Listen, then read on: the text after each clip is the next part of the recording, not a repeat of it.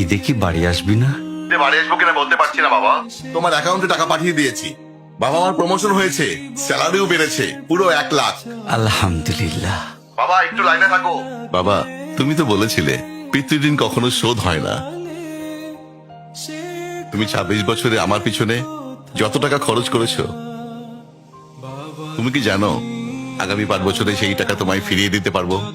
আমার এখন স্যালারি মাসে 1 লক্ষ টাকা বাবা। ও, এই কথা। তাহলে শোন, তোকে একটা গল্প বলি। বলো বাবা। তোর বয়স যখন 4, তখন আমার বেতন 3,000 টাকা। 1200 টাকা ঘর ভাড়া দিয়ে 1800 টাকায় চলে সংসার। আমি আমার সাধ্যমতো সারা জীবন চেষ্টা করেছি তোর মাকে সুখী করতে, প্রতি ঈদে কোরবানি দিতে। তোকে যেবার প্রথম স্কুলে ভর্তি করালাম, সেবারই প্রথম আমরা আমাদের কোরবানি দিতে পারিনি। সে বছর তোর মাকেও কোনো উপহার দিতে পারিনি। তুই যখন ভার্সিটিতে উঠলি, আমাদের অবস্থা তখন মোটামুটি ভালো, কিন্তু খুব কষ্ট হয়ে গিয়েছিল যখন আমার ট্রান্সফার হয়।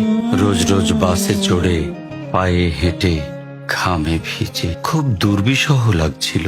একদিন শোরুম থেকে একটা বাইক দেখে আসলাম। সে রাতে আমি স্বপ্নেও দেখেছিলাম আমি বাইকে চড়ে অফিসে যাচ্ছি। পরের দিন তুই বায়না ধরলি, জার্নি করতে তোর কষ্ট হয়। তোর কষ্টে আমারও কষ্ট হয় বাবা। আমি বাইকটা তোকে কিনে দিয়েছিলাম। তুই এখন লাখ টাকা বেতন পাচ্ছিস, কিন্তু মনে করে দেখ, অন্য মাইনে দিয়ে ব্র্যান্ড নিউ মোবাইলে হেডফোন কানে লাগিয়ে সারা রাত গান শুনেছিস, পিকনিক করেছিস, ট্যুর করেছিস। তোর প্রতিটা দিন ছিল স্বপ্নের মতন। আর তোর টাকা নিয়ে আমি এখন হার্টের বাইপাস করাই, ডায়াবেটিক মাপাই। জানিস বাবা, ওর মাছ খাওয়া নিষেধ, মাংস খাওয়া নিষেধ।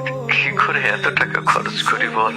তোর টাকা নিয়ে তাই আমি কল্পনার হাট বসাই।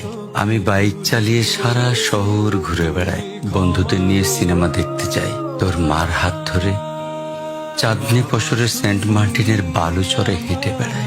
চুপ করো বাবা প্লিজ। আমি তোমার কাছে চলে আসবো, তোমার টাকা না। আমি তোমার ভালোবাসা তোমায় ফিরিয়ে দিব বাবা।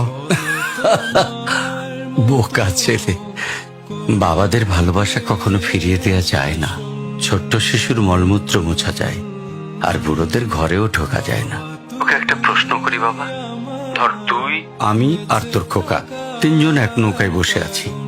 হঠাৎ নৌকাটা ডুবতে শুরু করলো। যে কোনো একজনকে তুই বাঁচাতে পারবি, কাকে বাঁচাবি? থাক, উত্তর দিতে হবে না। ছেলেরা বাবা হয়, বাবারা কখনো ছেলে হতে পারে না। পৃথিবীতে সবচেয়ে ভারী জিনিস কি জানিস? পিতার কাঁধে পুত্রের লাশ। আমি শুধু জায়নামাজে বসে একটা জিনিস চাই, আমার কবরের ঘরটায় যেন আমি আমার ছেলের কাঁধে চড়ে যাই। তাহলেই তুই একটা ঋণ শোধ করতে পারবি, তোকে কোলে নেয়ার ঋণ। বাবাদের ঋণ কোনোদিন শোধ করা যায় না।